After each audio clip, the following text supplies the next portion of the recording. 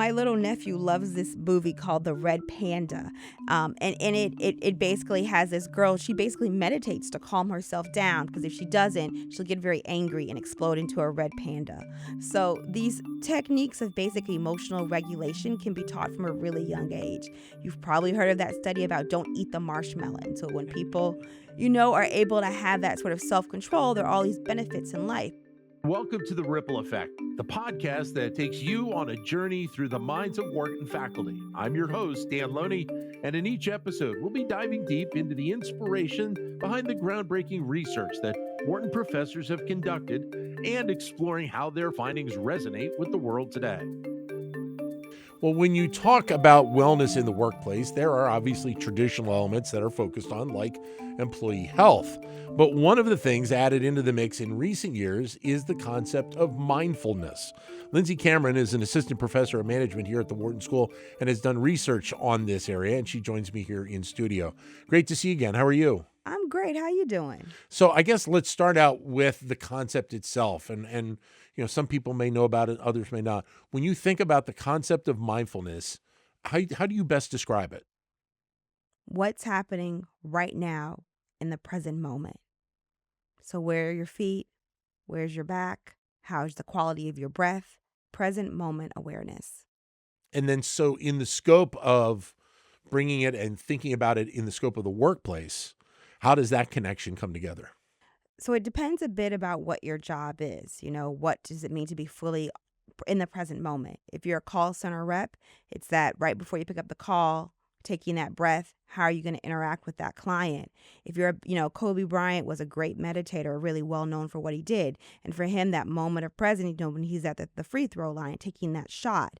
So it's just about being present in whatever your core task is at work. How much then have companies, and I guess part of this ties into the pandemic and thinking about employee health in general, but how much have they thought about the concept of mindfulness as a component of the health of their employees? I would say it probably started in the late 2010s, late 2000s, early 2010s is when I really saw a big uptick about mindfulness in the workplace. Many of the CEOs of the big health insurance companies like Aetna started doing big rollouts of their mindfulness programs. But, John Kabat-Zinn started in the 70s and 80s teaching mindfulness-based stress reduction, has a lot of research behind it. So it's been well used, across many different industries. And when I served in Iraq, I meditated there too. And that was, early 2000s. So in the scope of working every day in the office, mindfulness could be probably a few different things depending on the individual, correct? Exactly. I mean, there's this misconception that mindfulness is you've got to be on that meditation cushion, like near a lake, going, every day. And that is the more traditional Eastern contemplative version of mindfulness. But many of the ways it's been secularized and brought it into the West, there are ways where you can incorporate it much more easily into your everyday life. What was it that first had you interested in looking at mindfulness in connection with the workplace and how companies are viewing that relationship with the employee right now? So I served in our war in Iraq in 2007, 2008. And that was sort of common practice of things that were offered to people is deploying was these mindfulness techniques. And there's actually a fair amount of research that shows that, special forces if they go out, if they meditate, there's like a jump in sort of their executive functioning. Even for people who are about to do the GRE, that we're seeing increases in their scores that they meditate. So there are these programs that were offered about mindfulness when I was deployed, which started my personal interest. Then the academic interest came much later. So when you're talking about mindfulness in the workplace, then the benefits obviously for the individual can be very, very strong.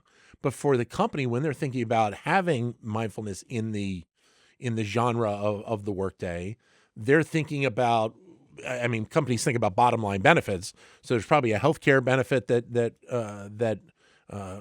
aids them in terms of what they're providing for their employees. Right. I think at the baseline, you would say something like people would have lower neuroticism, more emotional stability if they're doing mindfulness. But my research was also showing what are the intrapersonal benefits. So, how does it benefit other people? So, I looked at call center reps and to see if they meditated, does that improve customer satisfaction scores of people on the other line? Does that improve morale among people and their teammates? So, I think if yes, there are individual bottom line benefits, but there's a way in which there are also group and team benefits. And then there's another line of research that looks at, medical teams are less likely to make errors if there are these collective mindfulness practices. Right. So there's multiple benefits of being able to be focused at the private level, so at the personal level, so that the organization can receive some sort of a benefit too. And companies are understanding more and more that it could be just a couple of minutes at a time, but giving that employee that opportunity to go down that path, just to have maybe that small break, and the benefits can be obviously substantial moving forward in the course of a day. Right. Companies do all different types of interventions. There's no one size approach fits all. I've seen some where there have been the traditional 6 to 8 week John Kabat-Zinn MBSR programs.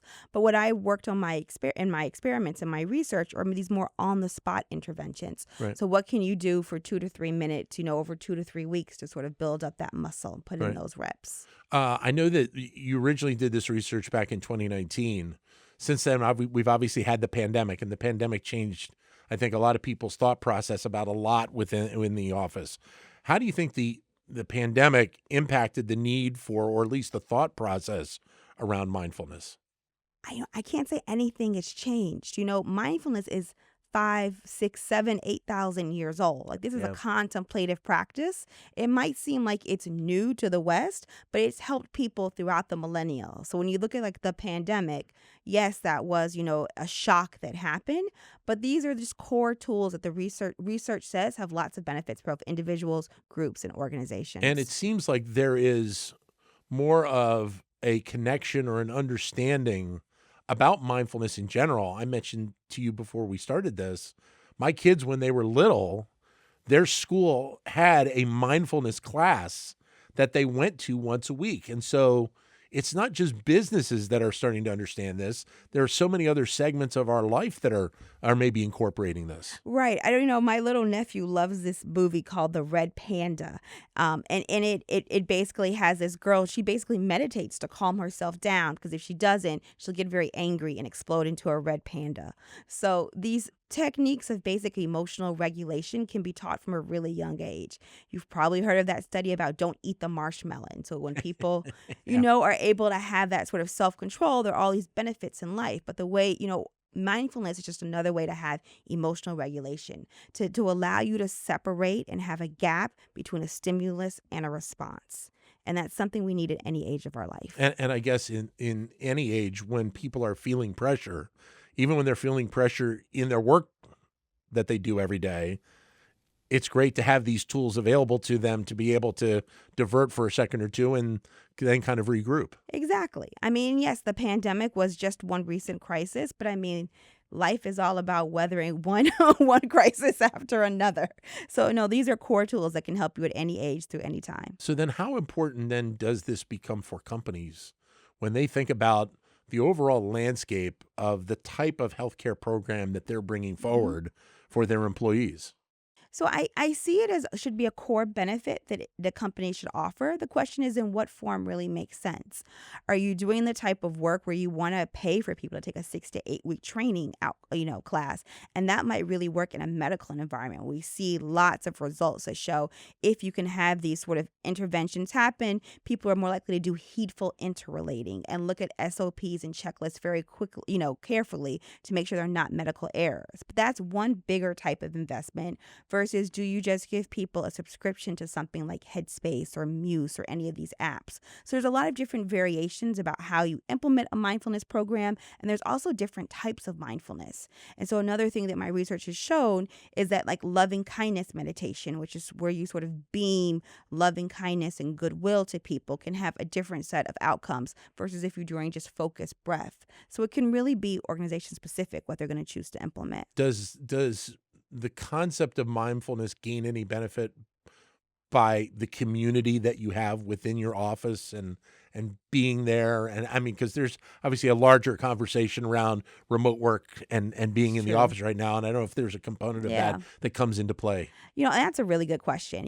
There's a critique that a lot of these mindfulness practices have been McDonaldized. There's Right. a way they've been stripped down from their traditional context. And I'm actually very active in an ashram and a sangha, and I'm ordained. So there's a way in which I really practice in community that isn't translated a lot into the organizational setting.